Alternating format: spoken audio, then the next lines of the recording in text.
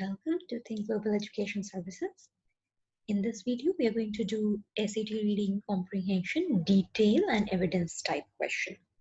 If you have missed out on what is mapping the passage, please refer to the videos further.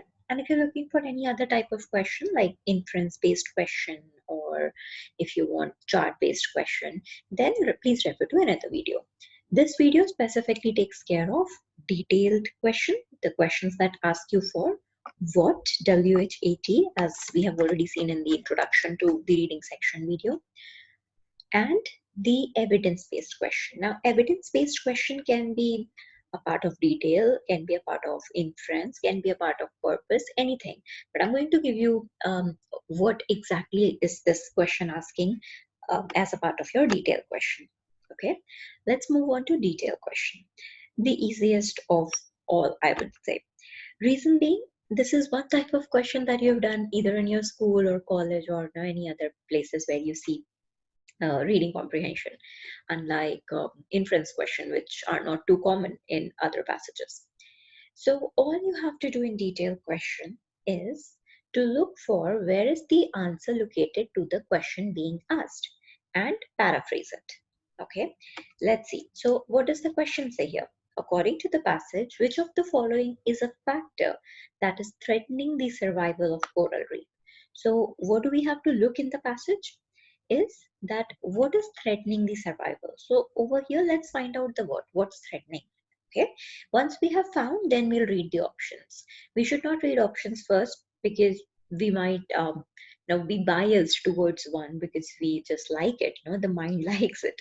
So let's read this part. Now, this is definitely not your passage length. You will never get this short passage. What I have done in order to explain you in all the question types is that instead of the complete passage, I've taken the part where the answer is. And this is basically the window where the answer is located in this paragraph. So we're looking at this one. Let's see.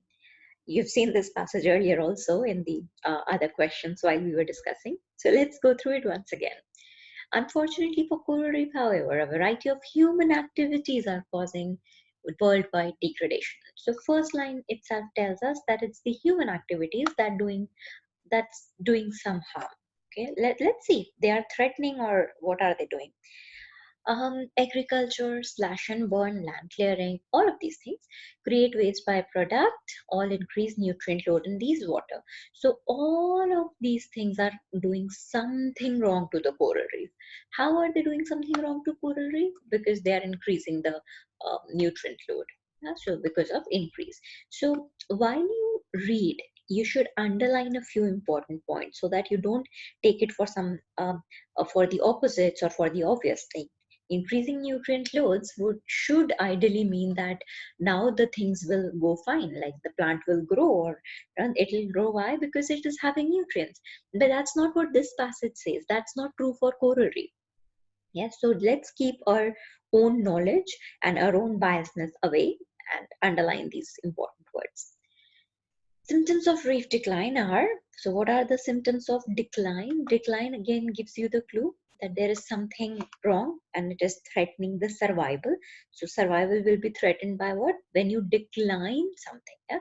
Decline are destabilized herbivores population and increasing abundance of algae and filter feeding animals. Again, decline in reef. So I have decline once again. In reef community are consistent with observations that nutrient input is increasing.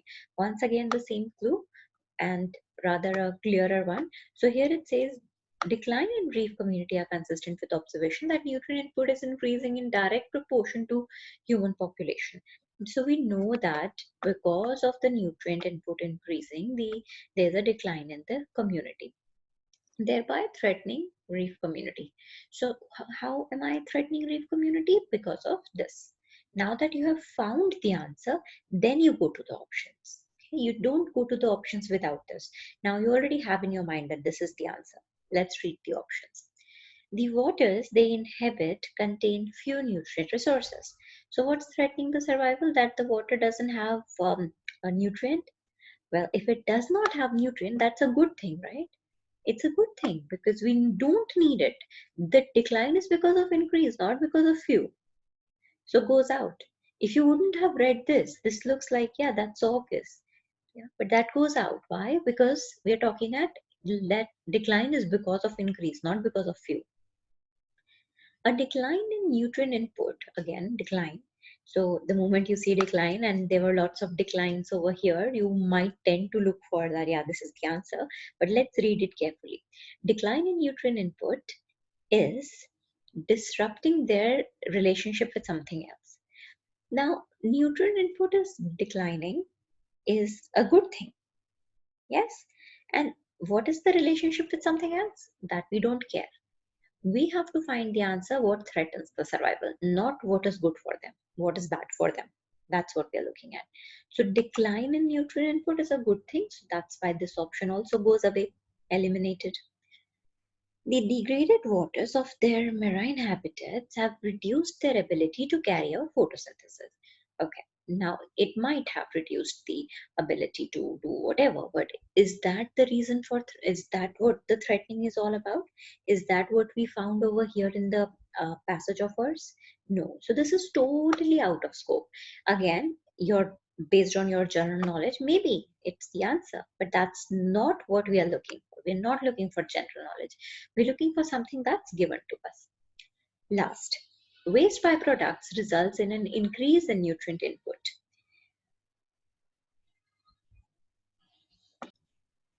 So what happened? The nutrient input has increased.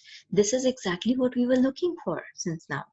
So the moment you see increase in input, which could look like a wrong answer for common sense or common knowledge, is the correct answer to this question. So D becomes your correct answer. Yes, not too difficult, easy. Okay, now let's look at what is the best evidence for this. Evidence questions basically ask you, they give you 4 options and they give you 4 lines from the passage. And of those lines, you have to select what is the best evidence that proves this response. Waste byproducts result in an increase in nutrients. Then what is the best evidence? Now, you see in the first part I said variety of human activities are causing degradation. We know that because of human activities there is a threat, but that's not the evidence to prove this. So if this line is given as evidence, it's wrong. Next, slash and burn, clearing, all of these all increase nutrient load.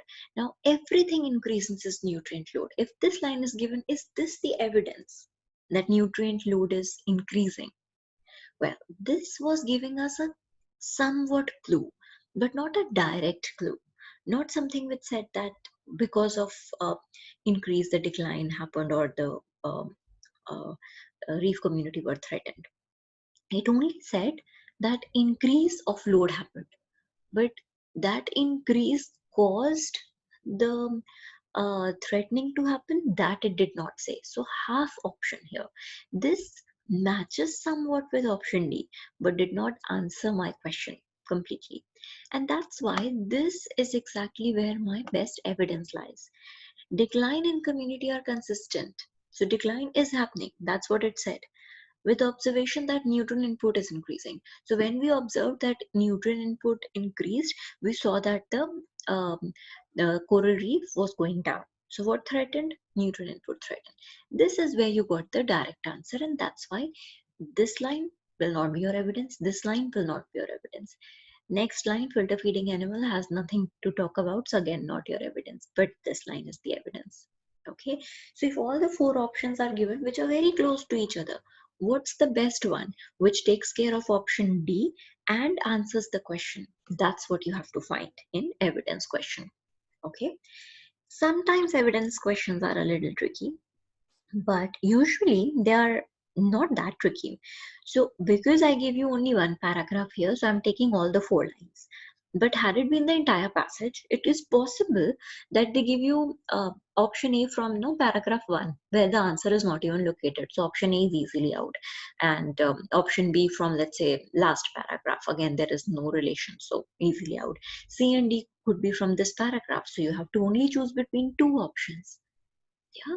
So evidence questions, not very difficult questions. We will be doing more of these type of questions in our few other videos. So you can have a look into those where we are solving the real-time question paper. All right, we'll keep it till here for this video. Let's move on to next video after this to see more type of questions. Thank you for watching.